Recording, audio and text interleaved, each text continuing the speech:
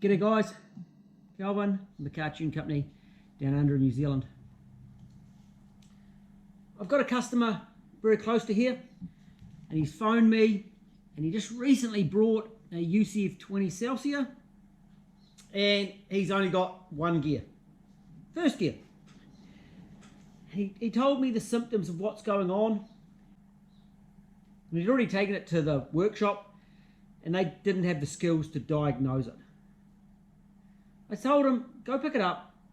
Don't worry about taking it to the transmission shop because I'll teach you how to diagnose your transmission really easy. And he works on a few cars himself. He's changed a few transmissions. Hey, and they're easy to sort. So, first gear only. UCF20. Let's do some checking. Diagnose some problems. First thing I said to do was get it up on his ramps and unplug the solenoid plug. That one.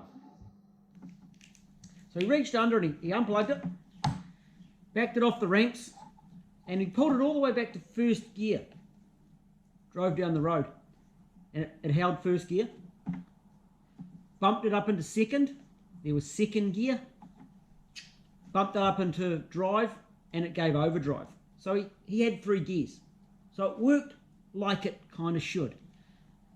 That showed to me that mechanically the transmission is most likely okay.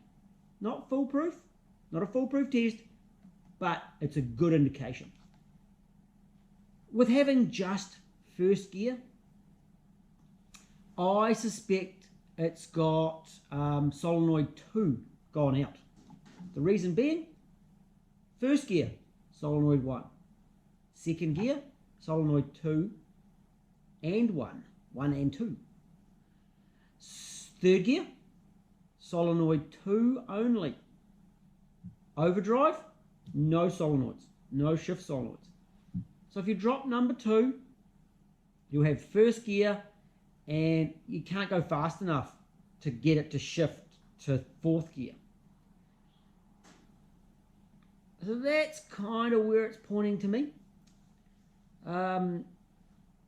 If you drop first solenoid 1, you'll have third gear and overdrive normally. So it starts, it's really laggy because first solenoid 1 does first and second. Solenoid 2 does second and third. But you need that first solenoid to engage second gear. So he's driven it. So Brad has driven his car. It's got some gear changes when he manually shifts it. So let's prove if it's a solenoid. And all this information crosses to different models if you can apply it and change pinouts and stuff. I suspect in this case with Brad's that he's lost solenoid number 2. And we're going to diagnose that. I've only got a wiring loom in front of me. He's got a whole car. Now, this particular car isn't displaying any fault codes or any check lights. So I've got 3 main possible problems. A ECU fault, a wiring fault, or a solenoid fault inside the transmission. And I'm personally pointing towards a solenoid type fault in this case. It's not the first one I've done this year. I helped another guy out over in Hamilton with a solenoid fault.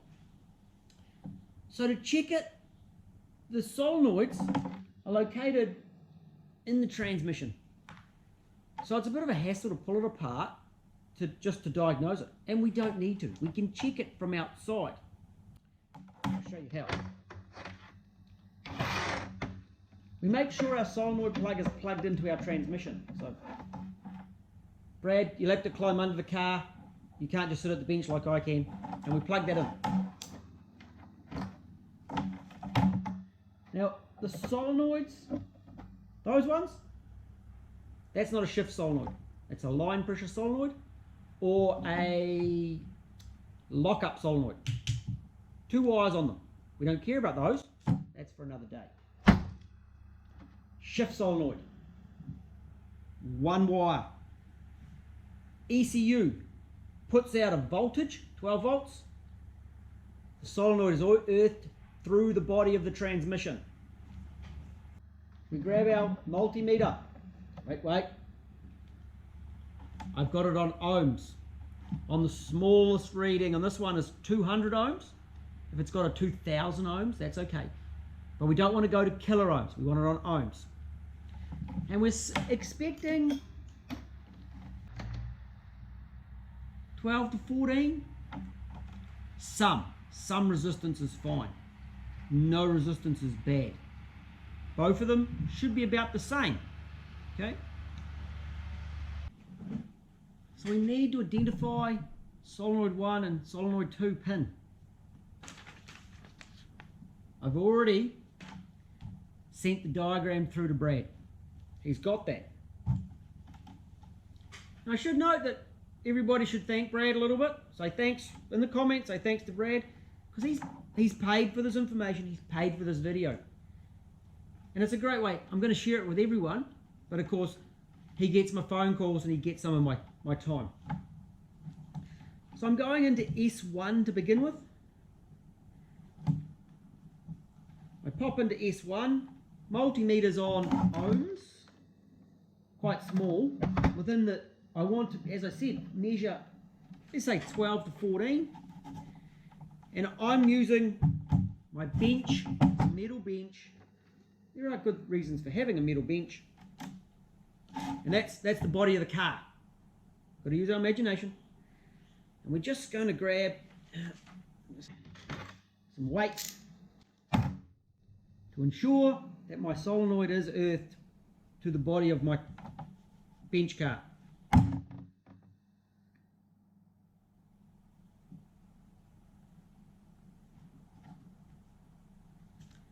It wasn't. And there we have a reading.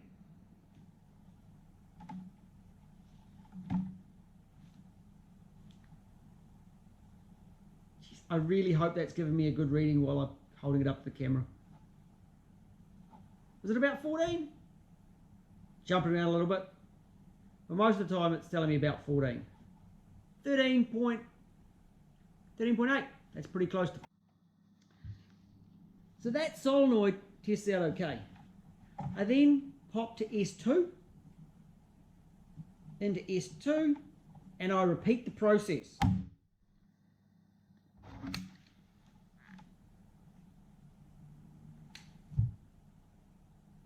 Not coming up with anything, saying that it's open circuit.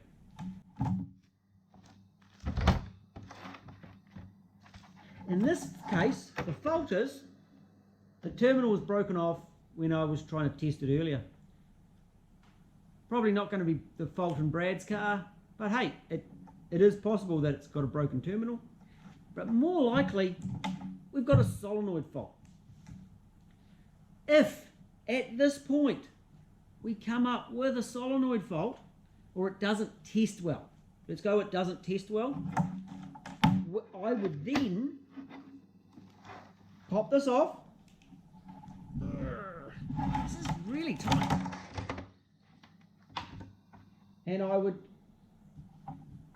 go in here again, I'd get this plug off, I'd run a long piece of wire, and I'd actually test continuity down to the plug.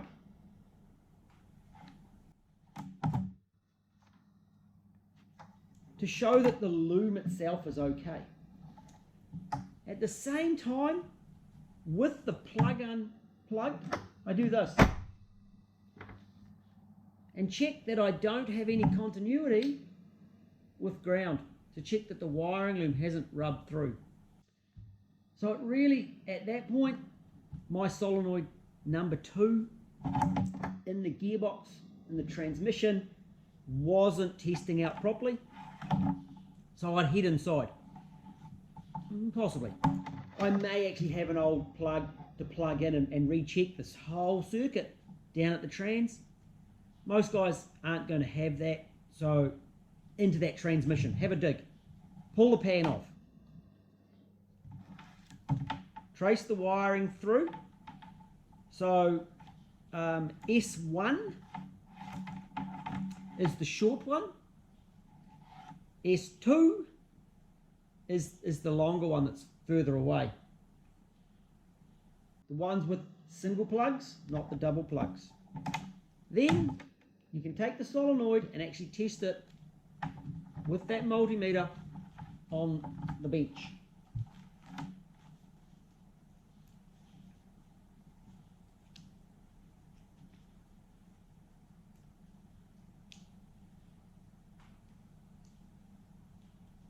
We get a slightly different reading because of the resistance of the wire itself. I'm happy enough for that. That one tests okay. Let's hope Brad's one doesn't. Now, what if they test okay? Oh, bugger. That's bad. We're still okay. We take a test light, just a normal everyday test light, or 2 test lights. We connect it to earth. Happens to be the car here, this is the body of the car. We grab the test light and we fire it into S1. We give it a little drive and the light should be on. I then go to S2, solenoid 2. We'll start from a standstill. The light should be off. When it gets up to speed, hopefully the light comes on as solenoid 2 turns on. That's of course we have the ECU plugged in to do this test, because the car won't go if the ECU isn't plugged in. So test light once it's up and driving, and hopefully when we're driving we see S2 either shift on or not shift on. Of course, if it doesn't come on, if it's not getting commanded when it should change gear, then we go inside the ECU. I don't think this one's an ECU fault. Let's get a feeling it's a solenoid, and I'm crossing my fingers. It's a valid mechanical technique to just cross your fingers. So Brad, good luck. Hope this helps. Of course, you've got my number. You're programmed on my phone, so if you do phone me, I am likely to answer the phone, as long as I'm not doing something else at that time. Otherwise, I'll ring you back. Good luck, buddy. Talk to you soon. And for everyone else who's found this helpful, I'll be doing more videos on it. However, say a big thanks to Brad for actually making this video happen, because he's my paying customer today.